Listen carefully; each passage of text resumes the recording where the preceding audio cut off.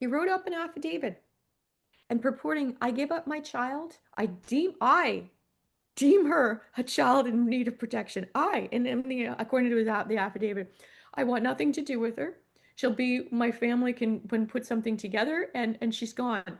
Okay. And he forged my signature and he notarized the forgery as a lawyer, as a member of the bar, this thing that he drew up very carefully. This is a serious crime. He carefully did this to fully trick into the appearance of the adoption.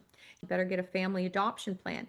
He lied to the Children's Aid Society saying, oh, she gives up the child freely. He lied to me saying, I'm preparing your documents. Sorry, I didn't get them done, but I'll see you on Monday at court. Okay. I just seen my daughter, probably one of the last two times I'd ever see her in my whole life. Okay. And Kuhn came down to me, he knew where I was about 10 minutes before the start. I think it started at 11. And he said, good news, you're going to get your daughter back. Mm. And it wasn't insurmountable of an idea because he had tried to say we could get into a negotiation sort of a week or two prior. And he kept trying to force a mock adoption stuff. Lax, you're going to get your daughter back. So he said, but quick, you got to sign this last page. So he had pages with him. He handed me a loan signature page. And I was hesitant. I said, oh, well, I better read the agreement. He wouldn't Mm. give it to me. What is it?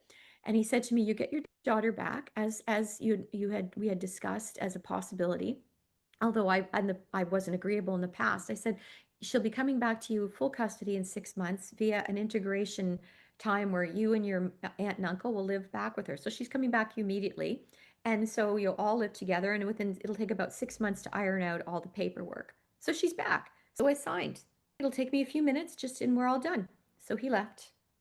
And he came back about 7 minutes later with a strange adrenaline, like somebody who just committed a bank theft. This is what he actually did. And it took me a day or two before I knew there was a problem, and then a couple of weeks before we found the forgery. What he did is in those content pages, it was written up as a firm adoption consent agreement that I gave up my child to Crown Wardship for the purposes of adoption, no access, but I mean that's what it all is. And all the very careful language that the Children's Aid Society needed to make its cut, which is a child in need of protection, and they make their money.